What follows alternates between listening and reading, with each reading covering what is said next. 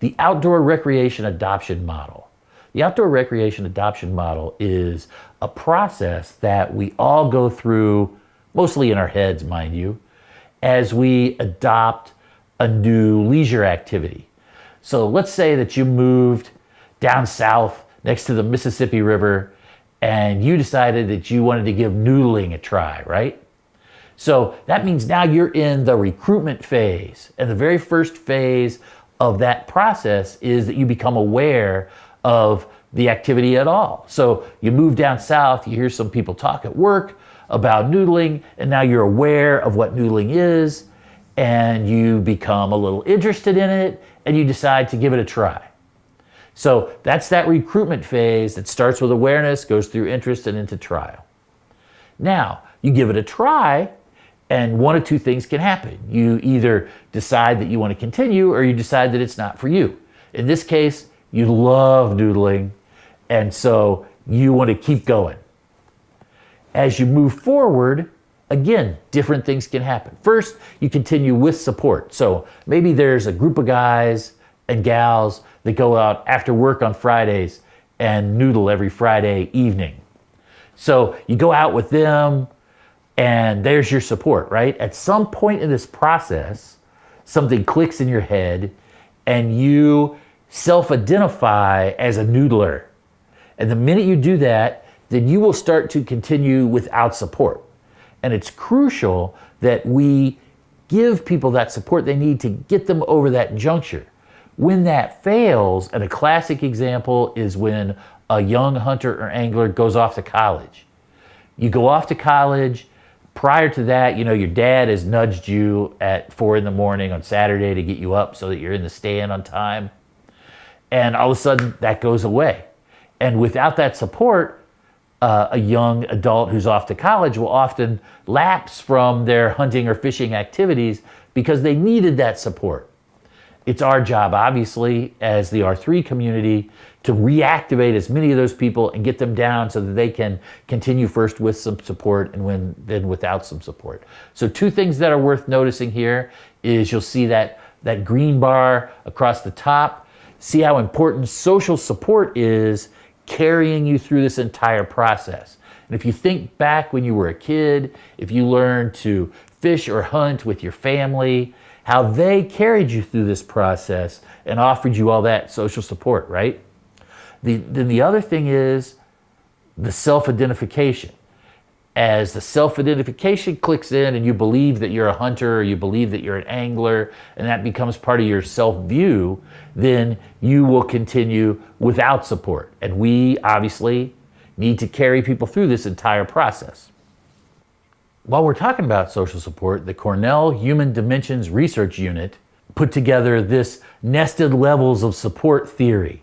So it starts, if you as an individual are the only person that's supporting some activity that you're doing, obviously that's about as little support as you can get. Moving out a little bit, maybe your family and your teachers support this activity. And that's better than no one, but there's a lot of people out there that don't fit in those two categories. So move it out another notch. The people that are in your community support this activity. That's better, right? Move it out another notch. Maybe everyone that you come in contact with in your entire physical world supports what you're doing. So if you think about maybe a small town high school football quarterback, he gets this kind of support, or she would get this kind of support. But everyone who saw them would root for them and be supporting them in what they did. Not everyone in the world, but everyone they came in contact with. Put that next to, say, an astronaut who everyone in society supports what they do. So you can see here how as we move out and you're getting supported by more and more people, how much more that would help you make the steps through the process. And obviously we're not going to create a situation where everyone in the world roots for the hunters or anglers that we're training, but certainly their family and the people that they're coming in contact with in the class, we can do everything we can to focus, to get those people focusing support on the participants. How can you put more support in the classroom? First of all, it takes several tries for a person to become confident at a thing. And every trial needs to sort of take a step forward. So what you want to do is, let's say that this instructor is with this woman and they're learning how to fire this rifle, right? They fired the rifle last week, they're going to fire the rifle again this week. So when he starts with her today, he's going to review the last session. Then he's going to create a new experience that's a little more challenging. Maybe the target gets a little further away, the target gets a little smaller, he's pickier about where she has to hit the target, but it's a similar experience, but a little more difficult.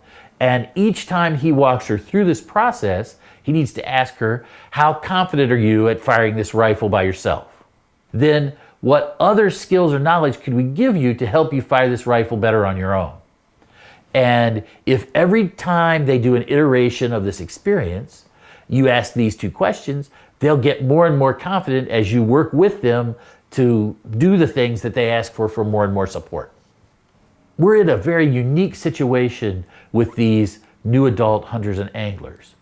The typical R3 crowd, adolescent boys and girls, gets their social support to move into hunting and angling from their family, their mom, their dad, grandma and grandpa, maybe some aunts and uncles, maybe siblings, right?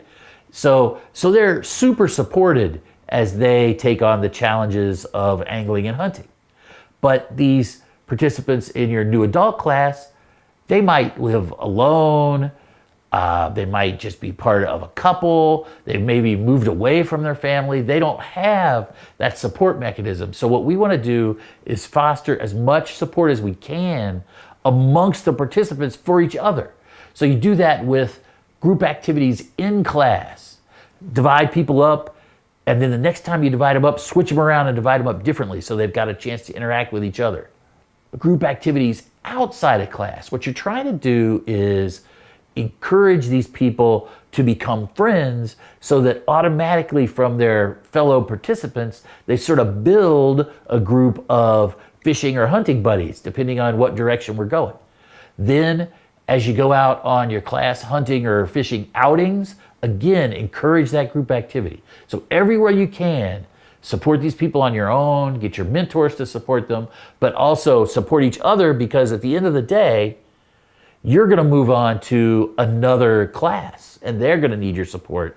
And hopefully these peers can support each other, possibly forever. So what do you do after the classroom to support these people? So the first thing you want to think about here is this: you're not in this alone, okay? There's your program management people who send out emails and things like that. They can help you. The instructors can help. The mentors can help. The actual program graduates can help. And the classmates can help each other. So you want to find every way you can to get all these people in on supporting your graduates as they roll out of your class. So let's talk a little bit about after-class support for a fishing program. So the first thing you can do is continued communication. You can put up a Facebook page, you could do a new angler email, or if you want to, a paper newsletter and drop it in the mail. You can put together your own new angler forum just for your graduates.